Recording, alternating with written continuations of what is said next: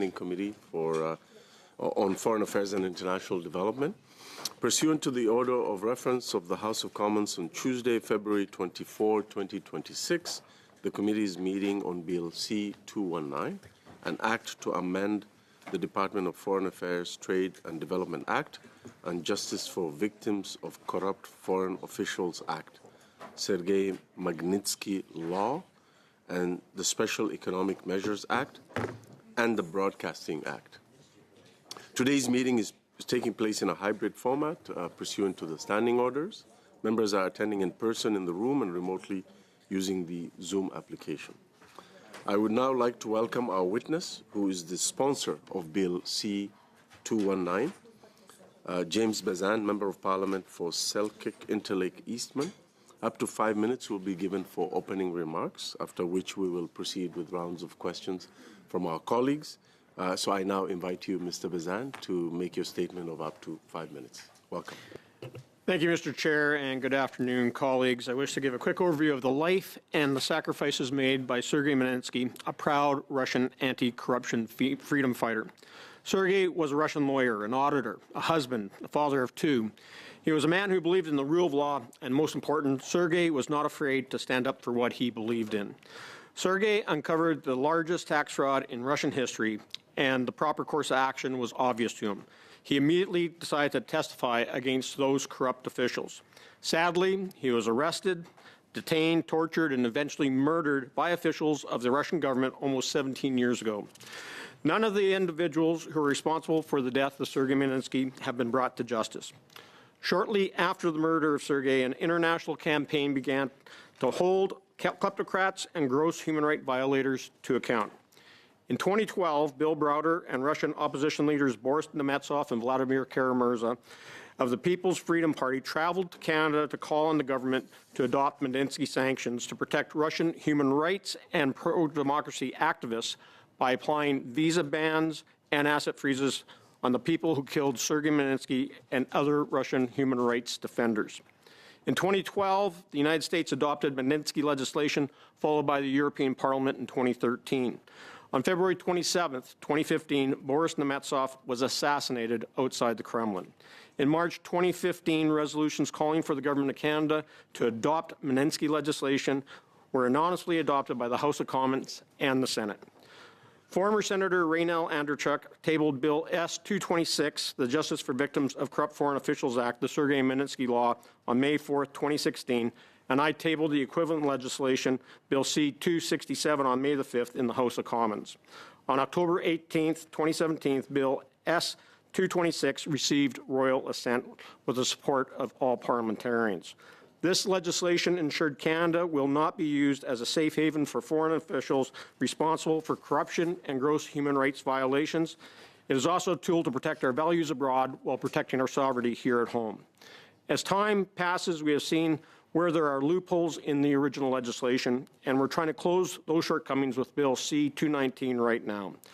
By using the name of Sergei Magnitsky in all our sanction regimes, delivers a strong political message against Putin's brutal dictatorship and his equally corrupt allies around the world. Mr. Chair, I wish to point out that in the preamble of Bill C-219, the Sergei Magnitsky International Anti-Corruption and Human Rights Act, that there's a call for the government to work with our allies to establish an international anti-corruption court with a purpose to arrest and prosecute corrupt foreign officials. We know that grand corruption, the abuse of public office for private gain by the nation's leaders, thrives in many countries and has devastating consequences. Grand corruption also has global consequences and often cannot be combated by the countries most immediately victimized by these kleptocrats, their citizens. An international anti-corruption court is urgently needed to promote democracy and human rights, protect human life, and enhance international peace and security. Canada, the Netherlands, and Ecuador issued a joint statement in November 2022 to establish the International Anti-Corruption Court in The Hague, and that work must continue. Now, I just want to give a quick overview of the bill, Mr. Chair. Bill C-219 will require the Minister of Foreign Affairs to publish an annual report to advance human rights internationally, including the names and status of prisoners of consequence. It would amend the Justice for Victims of Corrupt Foreign Officials Act, the Sergei Magnitsky Law, and the Special Economic Measures Act, to, for the very first time, define transnational repression and sanction foreign nationals who commit it right here in Canada as well as elsewhere. It would ban immediate family members of sanctioned foreign nationals, so Canada cannot be used as a safe haven. It would require the government to table in Parliament the names of foreign nationals and entities that are added to our sanctions lists. It would require the RCMP and FINTRAC to report to the Minister on the making, administrating, and enforcing of all our sanctions. It would allow us as parliamentary committees to recommend names and entities to be sanctioned and require the Minister to report back on their decision to the House and or in the Senate. It would establish timelines for the forfeiture of frozen assets. It would amend the Broadcasting Act to immediately revoke licenses for media outlets who are operated by sanctioned entities and individuals or by the states that in the House or Senate have been recognized for committing genocide. Finally, Mr. Speaker, on passing Bill C-219, the Sergei Magnitsky International Anti-Corruption and Human Rights Act is needed to protect Canadian values, members of our diaspora communities, and the victims of kleptocracy and aggression by corrupt foreign states and their proxies. I am open to working with all parliamentarians to make reasonable amendments that will strengthen this bill. I'm happy to take your questions. Thank you very much, MP Bazan, for your opening statement. We will now go to questions from members, beginning with MP Ziad Abul Taif. You have 6 minutes. Thank you, Chair. Mr. Bazan, congratulations on your bill, and thank you for being advocating for human rights and for the safety of Canada and Canadians through your continuous effort until now. One of the major concerns for Canada national security is foreign interference. This includes the work of foreign adversaries in influencing our system of government, intimidating people on Canadian soil, and even the threat of sleeper cells, which may have infiltrated communities across the country in preparation for committing violence, intimidation, or other crimes. Many of our adversaries may see to do Canada harm, including China and Iran, among others. What role do you foresee for this important legislation you have introduced in addressing these concerns? Well, thank you, Mr. Chair, and thank you to my colleague for his great question. So this bill is about making sure that we can close some of these loopholes off. So if you think about the definition in the bill for transnational repression, it is about ensuring that our communities here, and we've heard over the years from members of the Persian community, members of the Taiwanese and the Hong Kong community, the Falun Dafa, the Uyghurs, how they have been targeted by their other states that have come here and essentially tried to coerce them or worse, and with physical intimidation. We need to make sure that those individuals that are on the ground here doing that, whether they're opening up, as we've seen in the past, Chinese police stations that were used to, the Communist Party of China was using to intimidate their nationals that are here now as Canadian citizens, or as we saw in the case of Michael Chong, one of our colleagues, that his family back in Hong Kong were potentially targeted, as was discovered by CSIS and the RCMP. Mr. Chair, that we have to strengthen the regime that we have to ensure that we can protect Canadians that are here either by birth or have chosen to become Canadians by choice. And those individuals deserve our utmost protection. And so let's hold those individuals to account that are going after foreign nationals here in Canada. Thank you. Your bill also proposed amendments to the Broadcasting Act, which, simply speaking, make it more difficult for foreign agents to spread their propaganda products in Canadian airwaves. How do you propose that licenses who disseminate the message of foreign adversary regimes be identified? So what we're suggesting in Bill C-219 is that we ultimately look at taking immediate action when the House and or the Senate declares that a country has committed genocide, or that they are being sanctioned by the federal government because of their activities either in country or, as we've witnessed with Russia, their aggression against Ukraine. The nexus for us adding this to the bill and making the amendment to the Broadcast Act is that it took forever to get Russian Today, RTTV, taken off the airways here in Canada. And that shouldn't take months, or in that case, it took over a year. to have them removed from the airwaves here in Canada. We need to act quicker, and as we see more and more nations committing atrocities or being more aggressive with their neighbors in their regions, we have to be prepared to immediately remove their state-owned or oligarch-owned media that is being used to transmit their propaganda across the airwaves right here into Canada. You speak to the importance of consultation and collaboration with the diaspora communities, law enforcement, and relevant regulatory bodies such as CRTC in this fashion. So we've done lots of consulting with diaspora communities and received support from the Persians, the Belarusians, Ukrainian community, of course, the Russian community that wants a free and democratic Russia. We've heard from the Falun Dafa, the Uyghurs, Hong Kongers, and Taiwanese who are all in favor of this, amongst others. They want to have the opportunity to appear at committees and to bring forward evidence to show where there has been human rights abuses against their people back in their homeland. Case in point is what we're witnessing right now with the Uyghurs and the ongoing forced labor and reprogramming of Uyghurs in China. They would love to come here and talk about that, especially with the new report that was just tabled and released by the International Parliamentary Association on China. IPAC has also supported this, as well as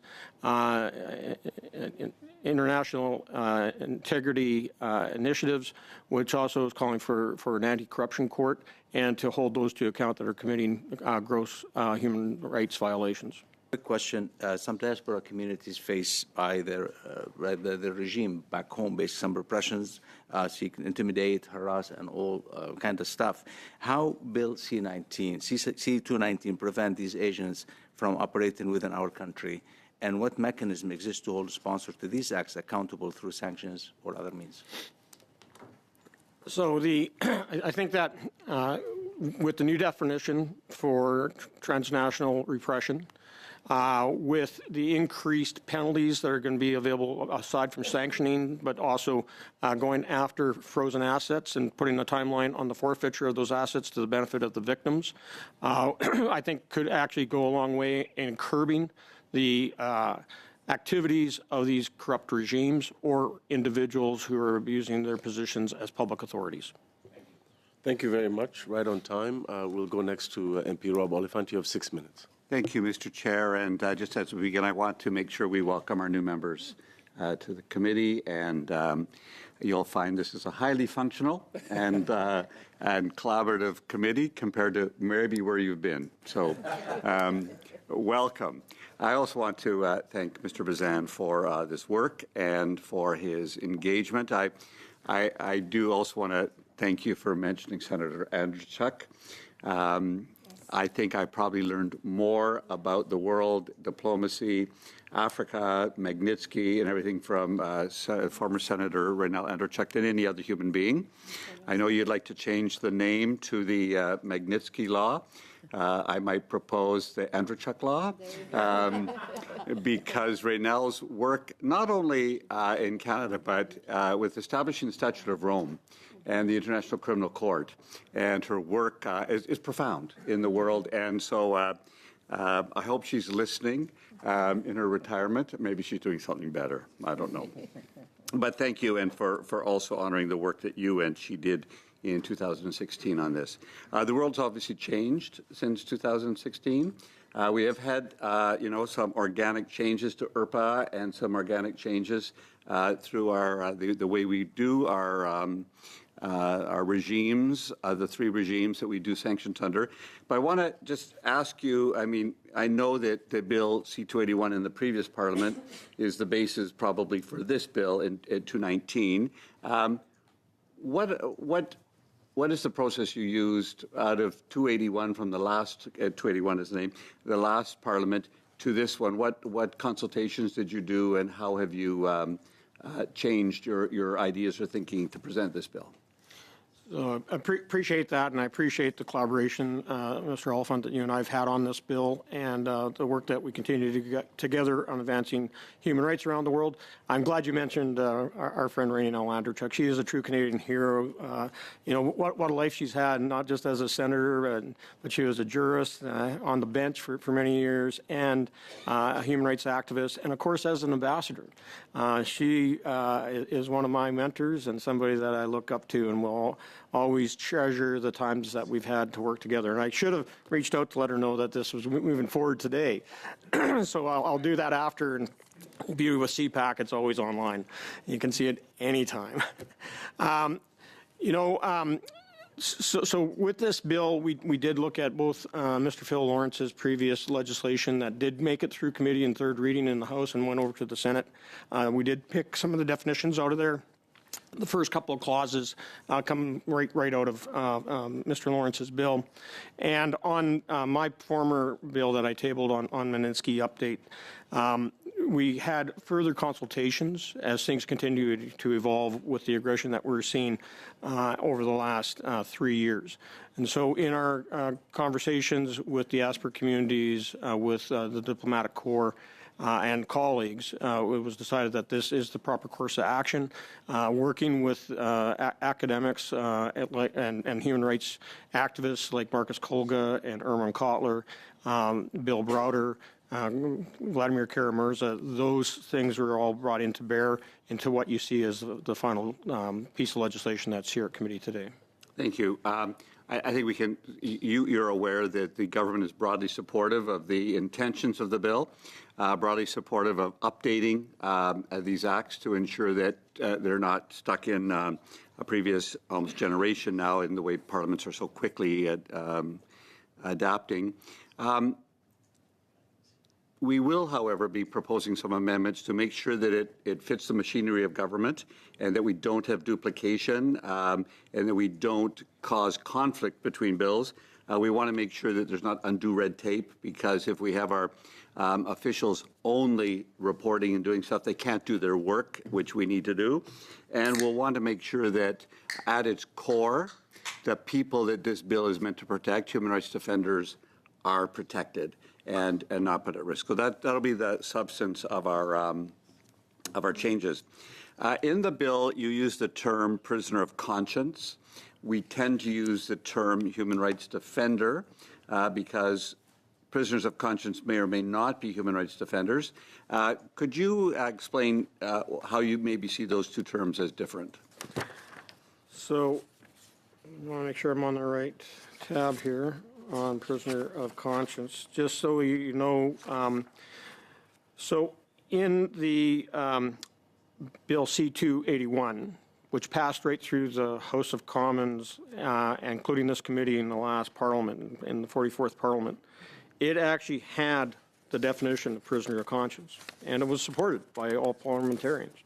And so I think that when you look at that definition, which we lifted from the bill and brought back in here, it was Clause 6 in the old one, that I think goes a long way. Also, Amnesty International is the first ones that coined the term of prisoners of conscience. And I think that that is by far the better definition for who we're advocating for. Human rights defenders, yes, most political, prisoners of conscience and political prisoners are human rights defenders. But it sometimes goes beyond that, and I don't think we should try to pigeonhole ourselves into just standing up for human rights defenders when we're also going to be supporting those political prisoners and prisoners of conscience that are standing up against government corruption, those that are standing against, like what we're witnessing right now in Russia, people on the streets who stood against Vladimir Putin for his invasion of Ukraine was thrown in jail, may not necessarily fit into the definition of just being a human rights defender. Thank you. Yes, thank you very much. We go next to Député Duceppe. Vous avez 6 minutes. Ouais. Donc, merci, Monsieur le Président. Thank you, Chair. You know, the Bloc is in favor of this bill, but I have a few comments that are meant to be constructive. There are a few issues that we raised. I noticed that in this section on the Broadcasting Act, the English version of C-19 on that section is identical to C-281 81. I don't know if it's a translation problem, but the French version is slightly different. And according to my reading, there's the choice of the words which might influence the interpretation of the courts or not, because I would like to avoid a difference between the French and English version. I don't know if you're ready to adjust this. I don't understand why it's copy and paste in English but not in French. I could send you the two different versions. It's easy enough to find. Would you be open to that the French versions of C219 and 281 be the same, the copy and paste as in the English version? This is in the section on the Broadcasting Act. English and French, and between 281 and this and 219. We'll definitely are willing to work with the legislative clerk to ensure that there is consistency and that nothing is different in the French version versus English. So I appreciate you bringing that to my attention. Parfait. C'est juste une question parce qu'après ça, c'est Perfect, because maybe then the courts, someone might use the French version and say it's not the same as the English. So that's why committees are good, even if they have a majority group. So there's another issue which I raised in my 10-minute presentation on the bill.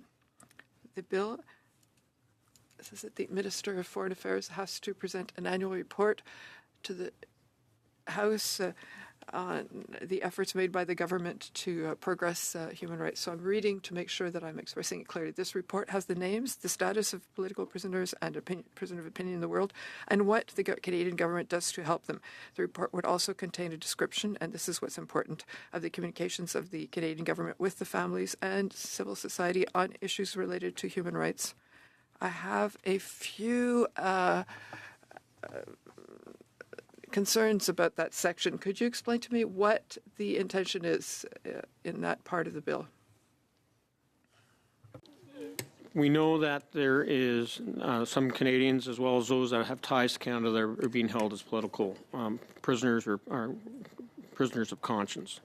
You know, I did discuss this with Michael Koberg as how it applied to his case. He believes that when we shine the spotlight on people that are being imprisoned based upon, in his case, it was hostage diplomacy, but still a political prisoner. When you base it upon people like Jimmy Lai, who stood up as someone that fought for democracy and the freedom of speech and the freedom of the press, those individuals, and Jimmy Lai, although not a Canadian, has family here, has investments in Canada, so someone that we're all very familiar with. When we can raise the profile of those individuals, then yes, I think it's in Canada's interest, it's in their best interest of those that are being held wrongfully by foreign states, that we publish their names and people understand what's being done to try help them. I take your concerns in light. I know it's a similar concern that I've heard from the government as well.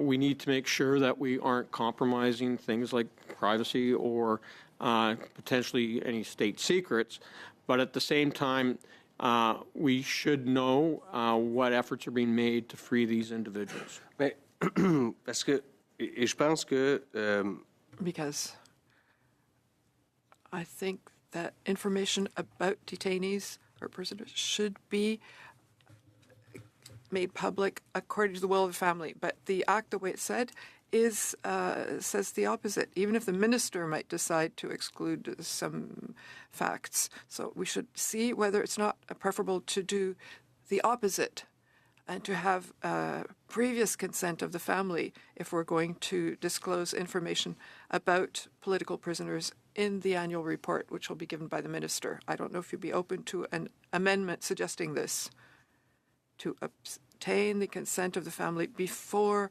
the publication of the annual report. Would you be open to that? That to me is very doable and one that would balance off the needs of the family and the concerns that they might have to ensure that their loved ones are protected. Or, the other side, the downside of it as well, and I understand this, is that, it could result in more transnational repression of their family members, whether they're still back in the country of concern or here in Canada. How much time do I have left?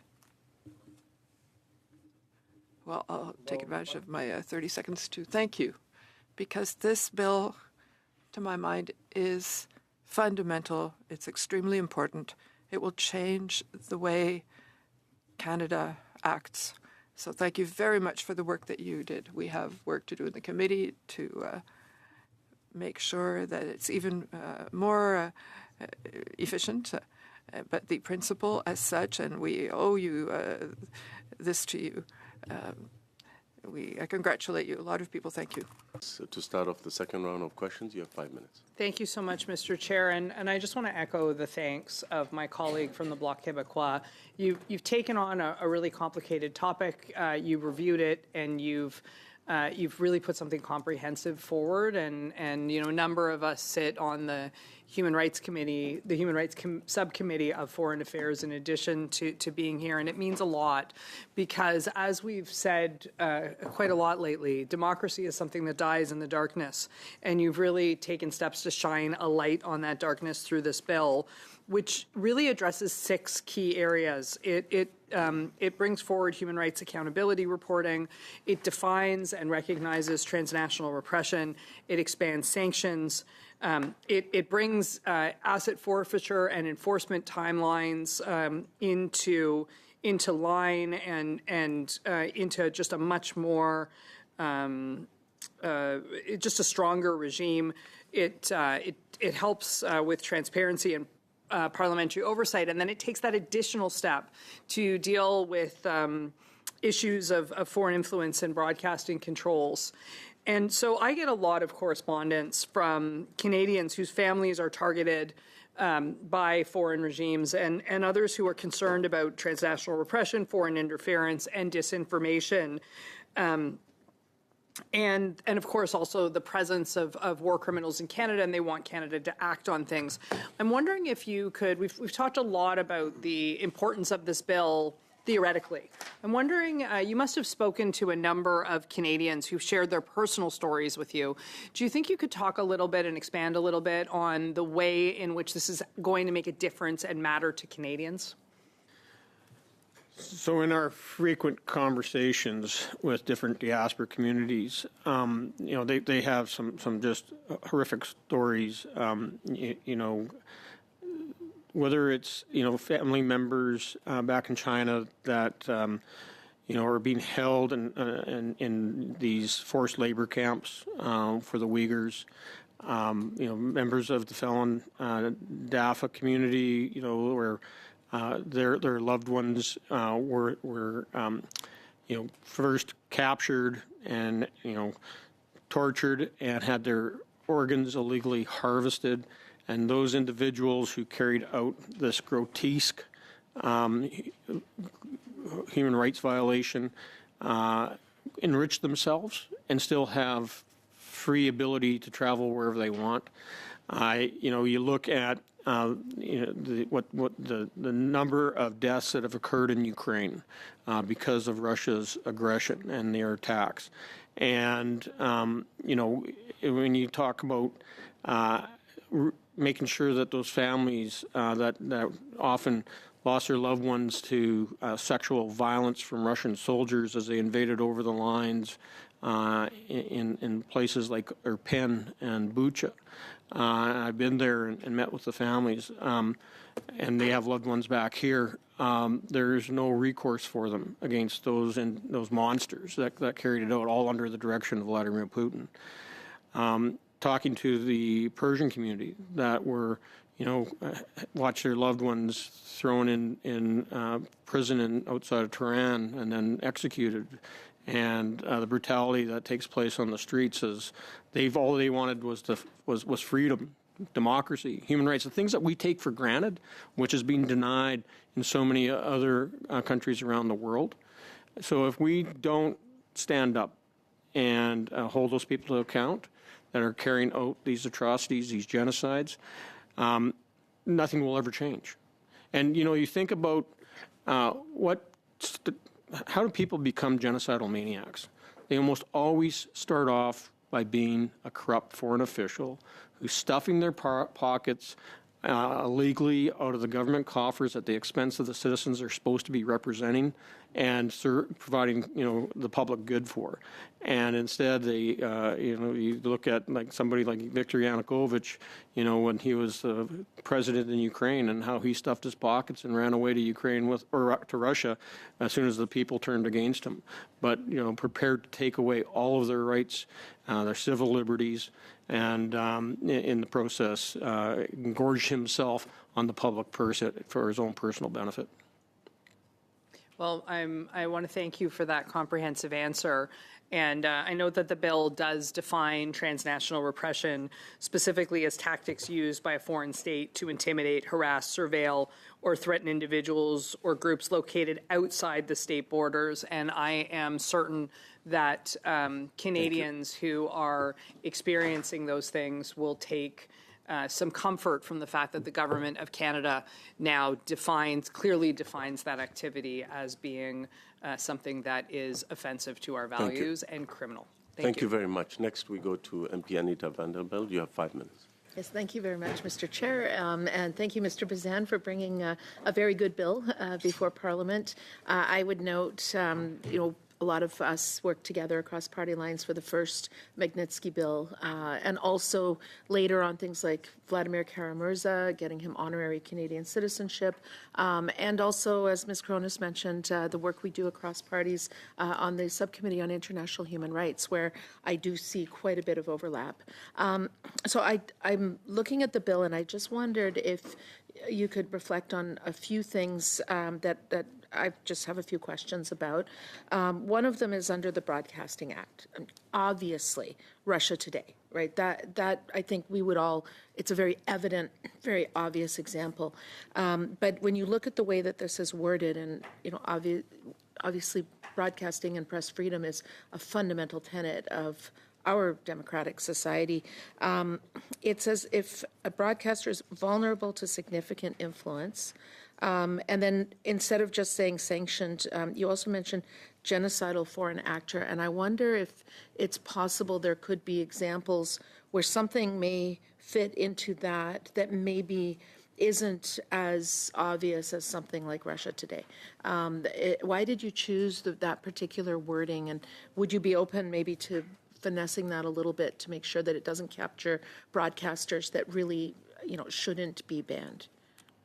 So I would say this, that I know that some people think that this could be an infringement on, freedom of the press or infringement upon, the freedom of expression and trying to censor what people are listening to. Our experience, though, with a lot of these state broadcasters from these corrupt regimes is that it's used for propaganda. And RT is by far the best choice. We know that state television out of Beijing, state television out of Iran, all are propaganda machines. And so if we are going to ensure that when we are deciding as Parliament or as the Government of Canada that we're going to sanction either the broadcaster themselves or the state sponsor or the kleptocrat oligarch who owns it, then it's an immediate thing that happens is that we do suspend or cancel that license so they can't continue to broadcast. And I think we all agree that it should be much quicker. Forever, though, and that's what happened to RT. It took far too long to get them taken off the airways. No, I think we all agree that it should be very quick. I think it's just the potential for unintended interpretations, but we can look at that. We need more clarity. Yeah. I'm definitely open to working across party lines to figure out what works for all of us. And ultimately, at the end of the day, we want to get this right. I think we all agree on that.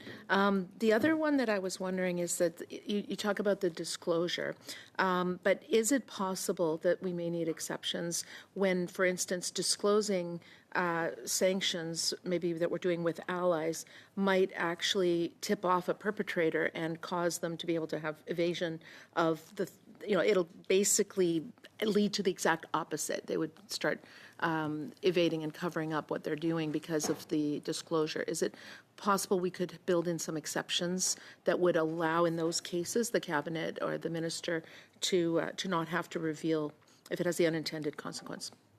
For sure, but at the end of the day, what we want to do is make sure that those entities, those individuals, those states are not using Canada as a safe haven. So yes, if the goal is that we want to freeze their assets and then forfeit those assets down the road to the benefit of the victims or the state that they're invading, then yeah, let's be smart about it. But at the same time, at the end of the day, there is the regulations that are filed currently, whether it's under the current sanctions regime with SEMA or the Magnitsky Law.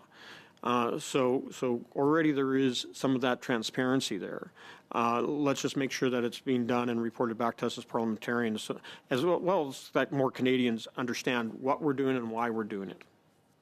Can you give examples of other like-minded countries that have similar kinds of clauses and similar kind of legislation to this?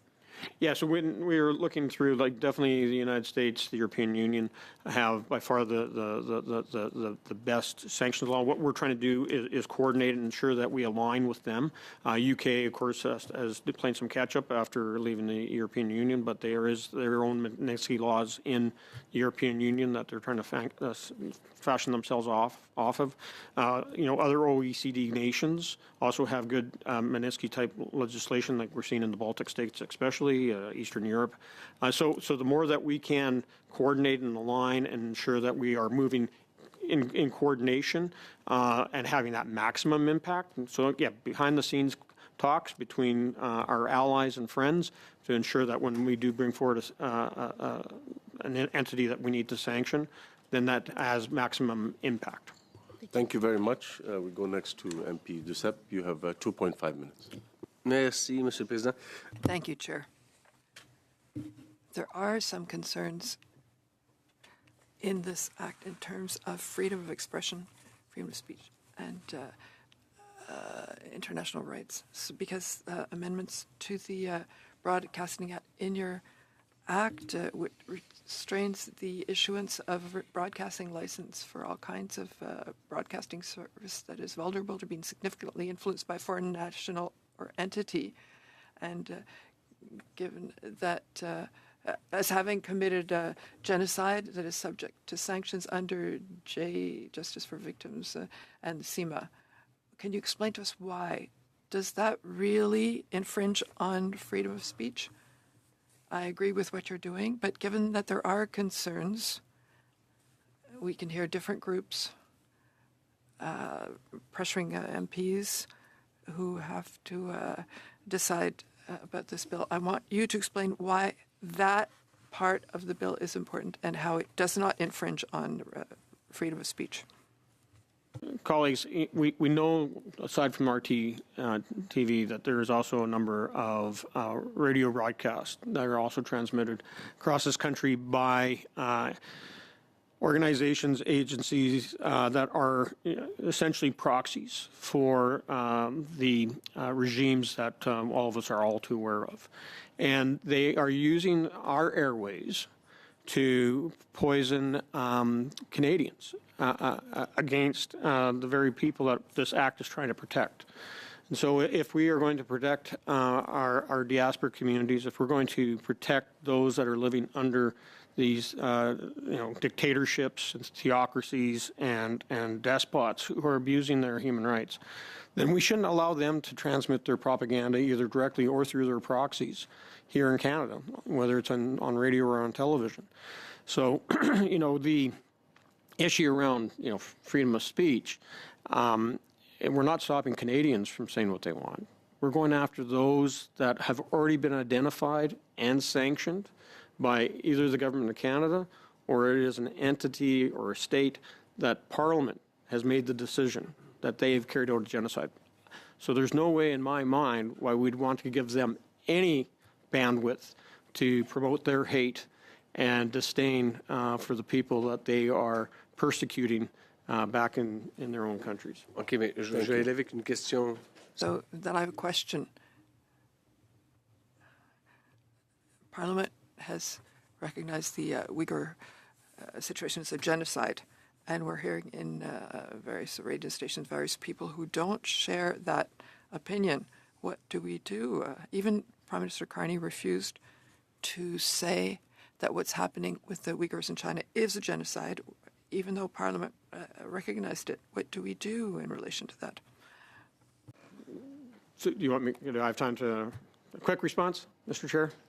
So I'd just say this: that if it's genocide, we called it a genocide. Again, I believe that there is grounds then to ban the ability of the Communist Chinese Party from using our airwaves, either directly or through their proxies, to go out there and say that Canada's got it all wrong. No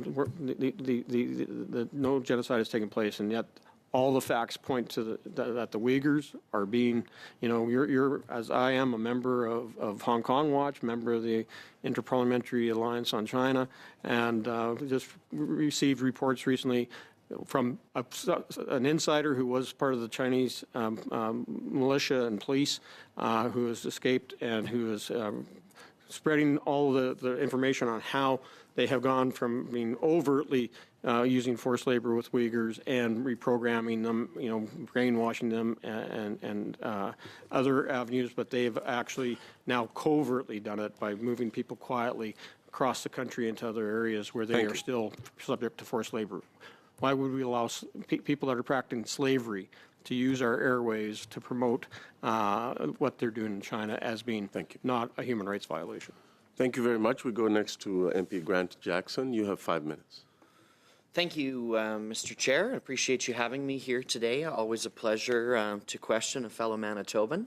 Congratulations, MP Bazan, on your legislation making it to this stage. I know, having worked with you for the last year, that this is something that you're extremely passionate about, as well as certainly an expert on, and we appreciate your leadership within our team and across this Parliament on this issue. I'm curious about some of the more financial pieces of this legislation. So I understand there are some components of the bill that deal with agencies working together, like the RCMP and FinTrack, et cetera. So if you could just go into a little bit more detail with me about how this legislation improves Canada's ability to identify and act against the financial resources of bad actors. So we want to make sure that when we do move forward with actually applying sanctions against an individual or entity or state, that the legislation has teeth. And so there was a report published in March of last year from Global Affairs Canada on the evaluation of their sanctions operations. And it pointed out that the Sanctions Bureau was understaffed, that they didn't have the resources to go out there and ensure that our sanctions regime is working. And you compare that to the Brits, the Americans, the Aussies, the European Union, where they have a much more robust desk to actually ensure that sanctions are being carried out and that they're having a financial impact on those that we are targeting to ensure that they're not using our secure financial system, our relatively stable real estate market, making use of our rather easy citizenship requirements to come here and hide their wealth, hide their families, hide their, in some cases, their girlfriends or boyfriends, and then sheltering here when they should be facing the music back in the regimes that they are carrying out their kleptocracy and or atrocities. So if we're going to stand up against those corrupted individuals, then we have to make sure that we increase the powers of the RCMP, provide proper reporting, as well as to FinTrack on all these transactions of over $10,000 to make sure that that reporting is being coordinated on those sanctioned individuals back into the Global Affairs Canada sanction desk. That's the only way that we're going to have teeth. I realize that, Global Affairs Canada is looking at how they make those improvements now, but if we legislate those changes and provide the increase in reporting as well as tracking of individuals and money, what they always say, follow the money, and we'll find out exactly how they're getting around the system. So on that note, then the bill requires forfeiture proceedings within 12 months, I believe. That's on the frozen asset side.